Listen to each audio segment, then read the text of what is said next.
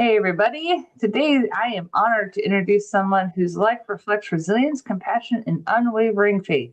Patrice Williams doesn't simply talk about overcoming adversity, she lives it. A wife, mother of four, community leader serving families through helping mamas, and graduate student pursuing a master's in clinical mental health counseling. Patrice has dedicated her life to helping others find hope and dignity. But what stands out most isn't her accomplishments, it's her heart. Her passion is helping people discover that no matter how painful life becomes, Jesus is still in the business of restoring lives and calling people into purpose. I believe today's conversation is going to encourage anyone who is walking through hardship, wondering where God is in the middle of their pain, and questioning whether their story still matters. Patrice, welcome to Healed Whole Called. How are you? I'm doing good. How are you? It's Monday. It is all of the Monday. But I would love for you to talk about how your topic of navigating the topic I named this navigating pain to purpose. Can you take us back to the season of life that first made those words deeply personal to you? Yeah, it okay, so I think the first place that comes to mind of the year was 2013. That was a really difficult year for me. So I was in a relationship. It was not godly. I was trying to make it a godly relationship, and you'll find out when you're not in tangent or not yeah, in tandem, excuse me, not in tandem with somebody that when you're trying to grow in the spirit, they only get here and you're trying to go here. Then you notice things start to happen, and God is like, you might need to end that. And sometimes we don't. He tries to tell us, and I had to learn the hard way, but it was a great lesson. The other thing that happened that same year is because my mom passed. So I was dealing with a very difficult relationship, and then also dealing with the transition of my mother at the same time. And basically what happened as far as and I'll talk about the relationship. Like I said, it didn't start off godly, and I was growing, and that person didn't want to pursue. I actually was trying to be abstinent, from because we had children together, wanted to do things the right way. And that person, he felt that I was basically, he didn't want to follow that.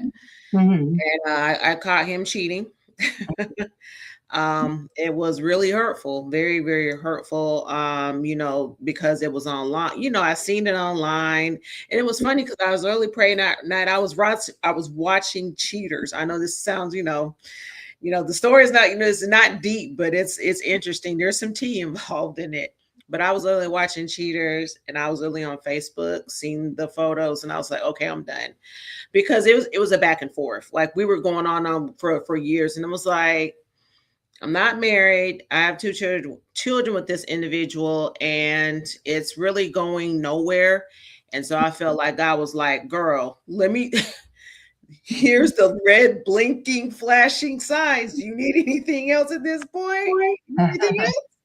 And I was like, okay, I was done. And that was the final, I was done. And that was like in the summertime of 2013. And so I told him, I said, hey, we were living together. I was like, look, you got to go, because this is not it. And, that was, kind of, wasn't, it got ugly. But my heart was broken, because I literally was like, I thought this was the person, that we were trying to grow. And not say I'm perfect. We wasn't perfect, but I thought we were striving to be better. And I just found out that person was not trying to do that. Was trying to go in the opposite direction I was trying to go in God. And so that basically, that was it. But the ironic thing was, this same person got married the same year to somebody else. I was like, what? This is wild. Like, the same person. And it wasn't the person I caught him cheating with. So we're talking about two other people. Oh, We're that's crazy. so imagine the heartache with that. And then, I found out you had another child, but we was broke up. And so looking back at that, there was some serious heartache there. I was like, I gave some years to this person. Yes, we did not start off, the way, again, God intended us to start the relationship. But my heart was pure when I made up my mind. I was okay, let's do things the right way. But again, God was like, this ain't it. This is not it. And so he showed me very loud and clear when I finally woke up to it, it wasn't it. And so that was the last time. And just trying to navigate through that. And then I went into this kind of state of depression, because again, this person I thought I would spend my life with, just moved on really quickly, which I found out that, they were with two other people, during the course of our relationship. So it was just meant to end. All the while, my mom, she was getting sick. She had a battle with addiction, with substance abuse and alcohol. And so it was getting worse and worse and worse. And I think like around, and it was crazy. I'm telling you just how things was happening. Like I didn't think I was going to make it because keep in mind, school was happening. School was about to start. So this was like around the end of July, because she was in and at the hospital at this point. And I literally went to the hospital because, I was like, this is just routine. I was going up here, because literally she was in and out of the hospital for a couple months at this point. And this visit was different. So when I went up to go see her, she didn't look good at all. It was, I can tell something was wrong. And so I had a nurse pull me to the side. I was like, hey, what's going on with my mom? I said, because this isn't her. I don't, she looks very disoriented. She does not look like herself. And when she started telling me, I literally broke down in that hallway. I broke down in the hallway and started crying. And basically what she was telling me is your mom's dying. She's metastatic. Basically, whatever's going on is basically her kidneys were shut down. Her whole, her organs were shutting down. And it was just gradually getting worse and worse and worse.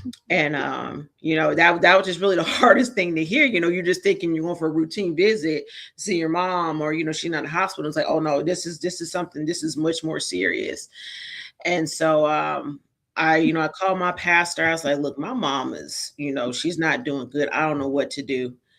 And so, we talked, prayed, and then that was actually the first person that I can think of that I actually led to salvation. So on her death, she didn't pass that day, but, and she could barely speak. She was really in and out. So, I think she was oriented in my heart and my faith that she was, in her right mind enough to where, he gave me the scripture and show me how to basically lead my mom until salvation in that hospital room. I believe that, she was mumbling, but I feel even in the mumbling that her consciousness, what she was, and, she had a relationship, but as far as that salvation piece, like them, hey, better make sure, you can lead your mom to Christ. And, I did that. Yeah. And what's beautiful, we were talking about this a little bit before, is that it really just is as simple as choosing Jesus, just like, the thief on the cross. Absolutely. Absolutely. Didn't do the baptism, didn't do all the things. Jesus said, you will see me in paradise. And, it's, that's beautiful because now you'll know, you have peace with all the, with all the things going on. You at least know that, hey, I'll get to see mama again. Absolutely. Absolutely. And it was hard. It was hard seeing that and, just seeing her transition. So and then I'm not from Georgia. So my family's from the West Coast. So and then around the time it was my grandma's birthday, she had plans. So everything had to stop. So people were flying in so I think she was that was Thursday. By Saturday morning, she ended up transitioning. And, my pastor ended up making it. So she transitioned early in the morning. But her death, it's a lot of negative things about death. But even the way she went out, it was, somebody sang to her in that hospital room. And it was called Jesus, You're My Refuge. And then we cried, but we prayed and, we're able to rejoice. And I'm like, that's, from a hard place, nobody's rejoicing that, your loved one is passed. But the fact that they went in peace, like for real, not just the same like we like to say, but I can tell, like I felt God's presence in that room as her life was slipping away, Mm. that she went in peace. And I literally told her, I apologize, and I tell people, like, when I hear people talking about their moms and issues, I'm like, look, you don't have one mom, and when she's gone, I don't care what the relationship is, you're gonna feel something. And I apologize to her, just for being, I wish I wasn't, I wish I could have been a better, daughter for you, to you, but I want you to go in peace today. Like, it's okay, let it go in peace, go with Jesus today. And it was hard. My sister was a wreck. She was a wreck because they were super close. And I know me and her, we wasn't on the best terms all the time. But in that moment, I felt like when she slipped, that God gave me enough to hold myself together to see her transition, and she transitioned in peace. And Yeah. so that was really a beautiful thing, and dealing with that, because the grief is, that was something afterwards. But so those were the two biggest events that was happening in my life. And then keep in mind, going back to boyfriend, baby daddy boyfriend, um, he ended up getting married the same year. So he got married in December.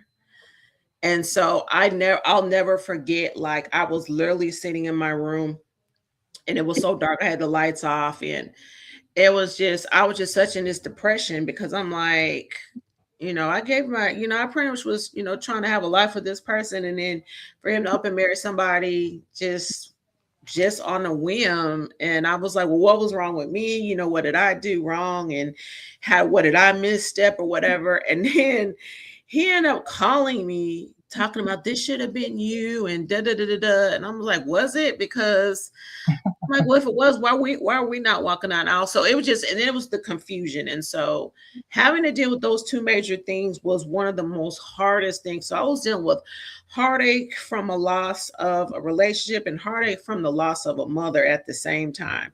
And that was really hurtful. And then having to, it was back to school time. So literally the first day of school that my kids went to school, they had to see the grandma.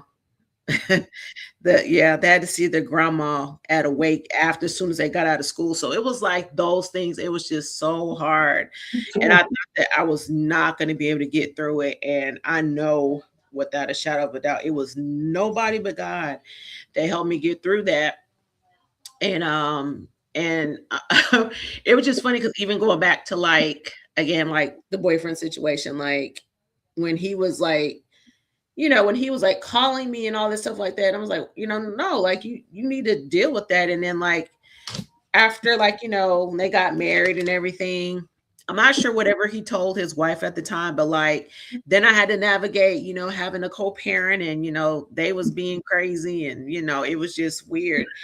And so one day, flash forwarding, this was some time later, this was the following year, and I ended up taking my son to a field trip. We was going to the zoo, and then maybe they called me, and he was like, hey, why don't we go on a trip together? And I was like, go on a trip together? Why would we go on a trip together? I said, did you ask your wife?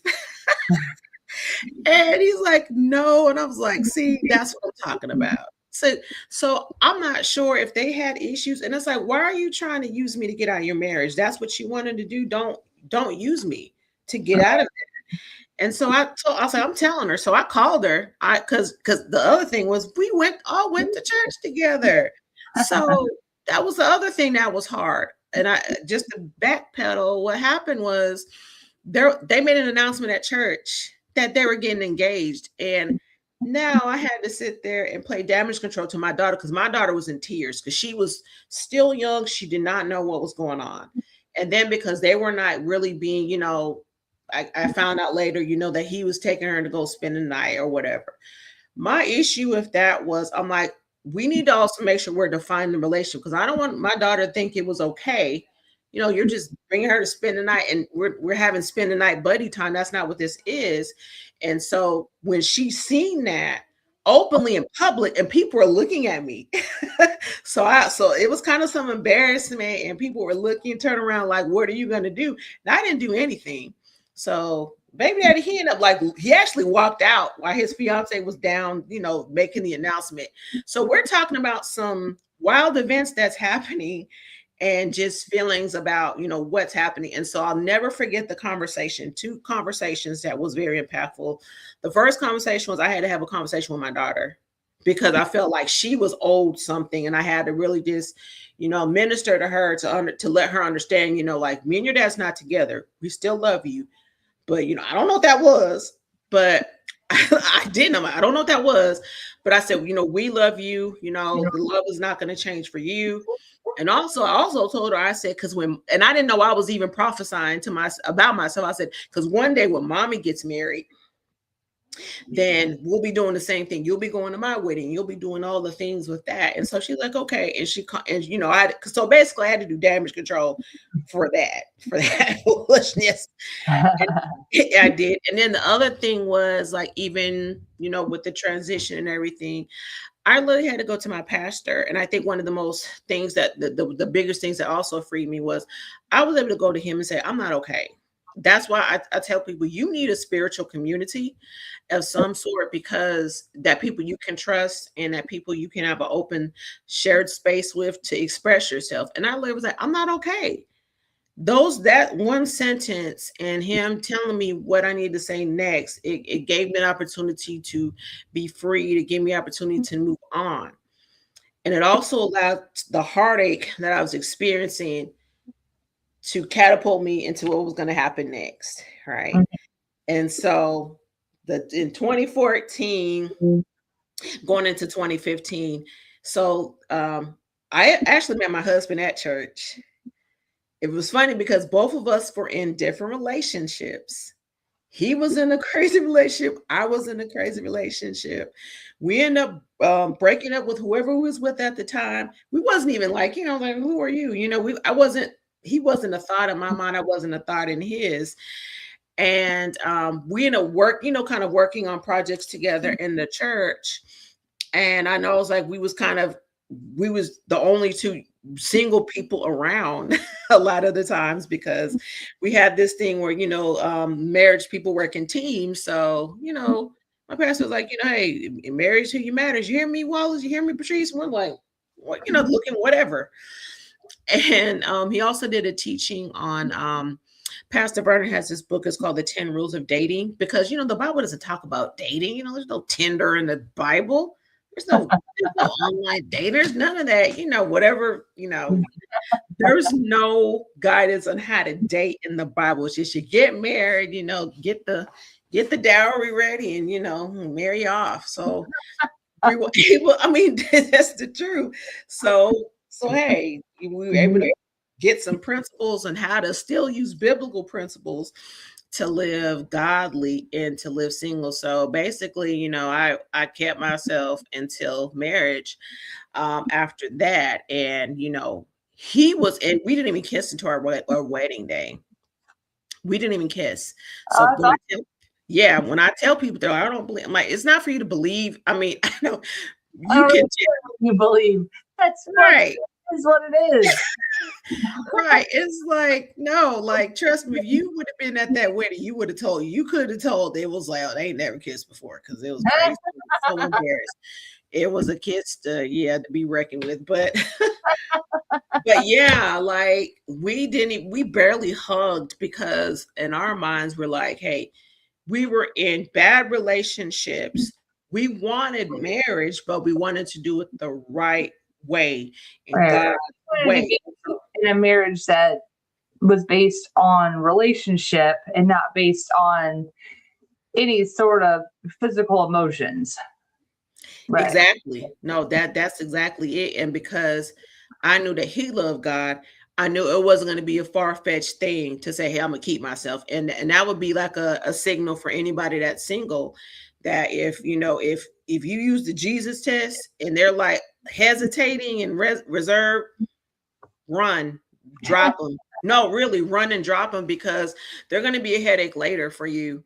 If somebody's going to fight your stance and your steadfastness on God and Jesus, you can just save yourself the headache. I promise you. Yeah.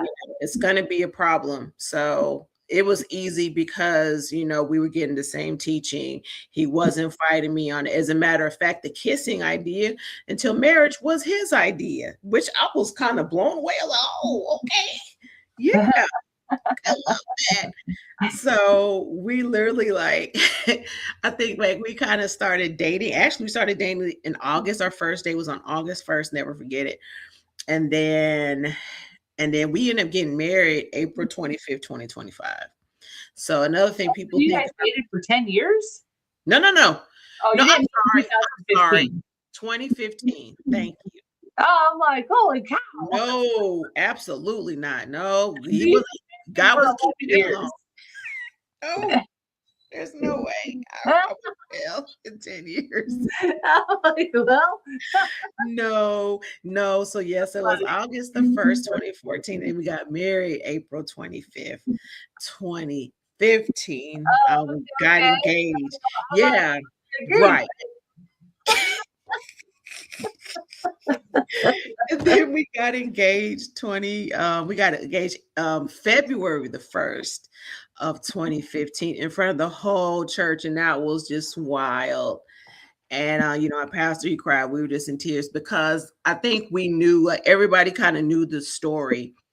And so for people to kind of see how when things work out for your bad, like people can literally say like that came to life when when the enemy, when things happen is meant for evil, that God can turn around for your good. I feel like that was what this whole story was about, was that. Right. And then I look back and it's like, oh, I dodged a bullet. Whoo! I did the Matrix. Like, oh, I dodged a bullet. I look back at that thing. I was like, Lord, I thank you. I thank you. So I can rejoice now, because when I was in a place of heartache, thank you, because I don't even know what the outcome would have been if I would have stayed in that relationship. It would have been bad. I know it would have been bad because I probably would have been on the news. I'm just you follow it from there. Yeah, like there's no way, like if I would have been married and finding all that information out about that person, it wouldn't have been good. So God was doing me a favor by showing me what I needed to see, that I was caught, I was putting a blind eye into, because he said, I got better for your life. I literally have better for you. That yes, this was painful. It was uncomfortable. It wasn't what you thought it was going to turn out to be, but I know the plans. I know your plan. I know where you need to be, and where it was going to go before you even had a inkling about it. So I can sit in a place and rejoice. I can rejoice about that.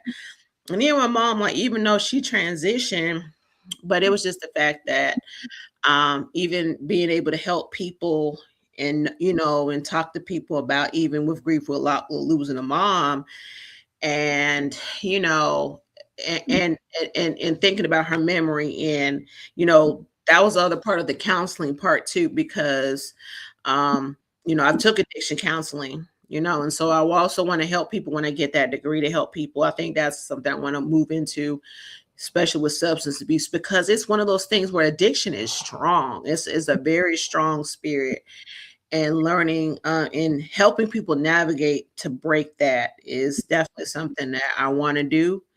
And so I think that even God used that grief to help navigate, me through it, and I also want to help people navigate through that as well. So, well, and now, so that's a good segue into like how you want to serve mothers, helping you with your helping mamas, and then you are studying clinical mental health counseling. Um, what How is God using all of the life experience you just shared about, and the different studies that you have, to serve in helping mamas, and also the heart for women and families? mhm. I've always been in position to help people. It doesn't matter, and I think, I've told somebody this. It doesn't matter what job I go to. I always land in a position where I'm helping people. The capacity might be different, but the mission is the same, to help people. Any job I've had, whether, I mean, I worked at Girl Scouts and we were, helping girls get skills. Or worked at Job Corps, helping people get workforce development, get their life on track, with helping mamas, basically helping moms get the essential items that they need. Because there's this, I know people get super judgy. You'd be surprised, they get super judgy. And I know that's why I don't have, there's supporters I don't want to support, and that's fine. I'm like, look, God's going to put people in my life that's going to support this organization. I'm not worried about who's not. And so I get a lot of, I do get some critics to say, well, they need to stop having babies. I'm like, see, that's simply, now you need to mind your business. Because the babies are here, right? And so our mission and intent is to help moms to get the items, but also have dignity.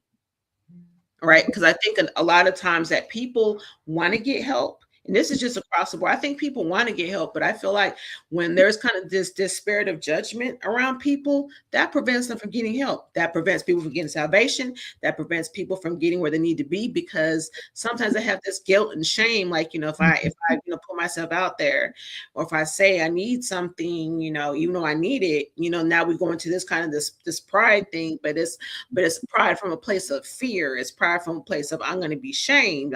It's pride from a place of from feeling guilty.